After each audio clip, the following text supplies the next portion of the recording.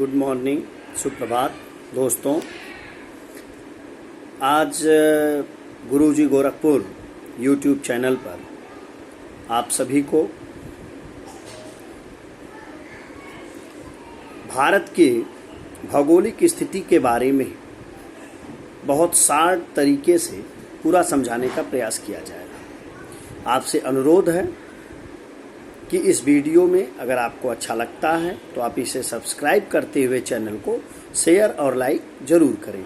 आपका प्यार हमारे लिए मूल्यवान है। दोस्तों, भारत की भौगोलिक स्थिति के बारे में सर्वप्रथम जानने से पहले हमको ये जानना होगा कि वर्तमान समय में भारत में कुल 28 राज्य और 9 केंद्र शासित प्रदेश हैं। भारत में सबसे उत्तर स्थित इंद्राकाल जो जम्मू कश्मीर में पाया जाता है, जिसका 37 डिग्री 6 मिनट, और सबसे दक्षिणम बिंदु जो ज़मीन पर है वो कन्याकुमारी है और यह 8 डिग्री 4 मिनट पर पाया जाता है। लेकिन जो दक्षिणी बिंदु कन्याकुमारी है वो हमारी ज़मीन का दक्षिणी बिंदु है। क्या वो भारत का दक्षिणी बिंदु नहीं है? भारत का जो सबसे दक्षिणी बिंदु है वह है इंदिरा पॉइंट, जो कि ग्रेट निकोबार द्वीप समूह पर पाया जाता है। वह 6 डिग्री 4 मिनट पर है। अब सबसे महत्वपूर्ण बात यह है कि उत्तर बिंदु जो है वो इंदिराकाल जम्मू कश्मीर और दक्षिण बिंदु जो है वो इंदिरा पॉइंट ग्रेट निकोबार पर है। कन्याकुमारी जमीन पर स्थित दक्षिणतम बिंदु है। हमारा भारत क्षेत्रफल की दृष्टि से रूस, कनाडा, चीन, संयुक्त अमेरिका, ब्राज़ील, ऑस्ट्रेलिया के बाद 7वें स्थान पर आता है। भारतीय उपमहाद्वीप के अंतर्गत कुल 5 देश आते हैं, जिसमें भारत, बांग्लादेश, भूटान, नेपाल और पाकिस्तान पाए जाते हैं। भारत का पूर्वी देशांतर और पश्चिमी देशांतर 67 डिग्री 7 मिनट, 68 डिग्री 7 मिनट से 97 डिग्री 25 मिनट 97 डिग्री 25 मिनट पूर्वी देशांतर के मध्य स्थित है। इस तरीके से हम कह सकते हैं कि भारत हमेशा पूरब और उत्तर के गोलार्ध में स्थित है। भारत में हमारे कन्याकुमारी का एक और नाम है केप कमोरिन अंतरीप, जिसको 8 डिग्री 4 मिनट के रूप में हम समझते हैं। भारत के अक्षांशीय विस्तार के प्रवाह में ये कहा जा सकता है, जो कई बार आपके कंपटीशन परीक्षाओं में पूछा गया है, कि भारत के कर्क रेखा 8 राज्यों से होकर गुजरती है। वो राज्य कौन कौन से हैं?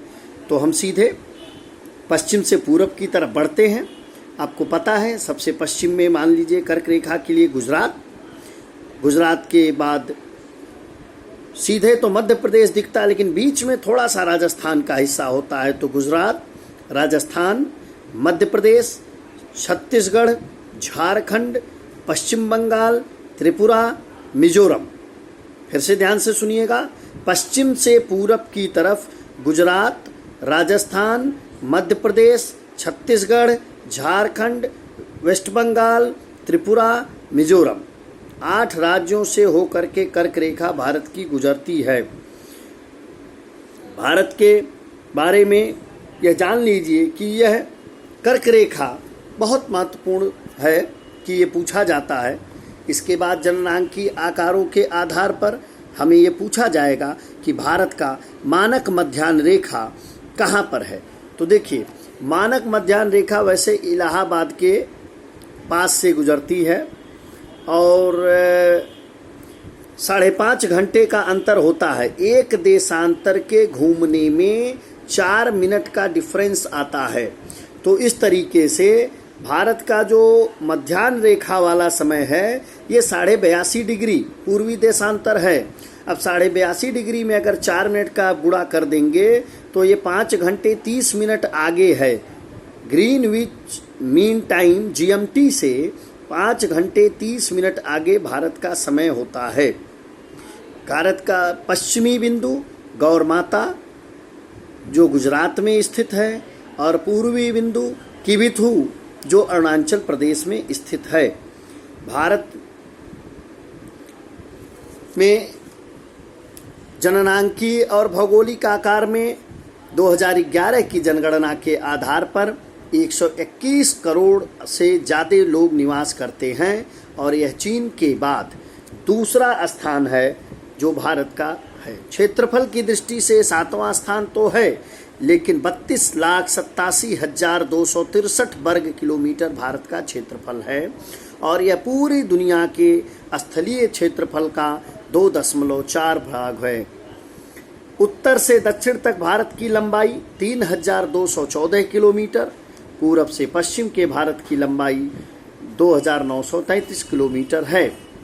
भारत के स्थल और तटीय सीमाओं की लंबाई में अंडमान निकोबार द्वीप समूह 1,962 किलोमीटर के तटरेखा रखता है, गुजरात 1,214 किलोमीटर रखता है, आंध्र प्रदेश 973.70 किलोमीटर रखता है, तमिलनाडु 960.90 रखता है, महाराष्ट्र 652 किलोमीटर 60 रखता है, केरल 569.70 किलोमीटर की तटरेखा है, ओडिशा 476.70 की तटरेखा है, कर्नाटक 208.0 की तटरेखा है, पश्चिम बंगाल की तटरेखा 157 किलोमीटर है, लक्षद्वीप 132 है, गोवा 101 है, पुदुचेरी 47.60 है और दमन दीव जो है वो 42.50 है।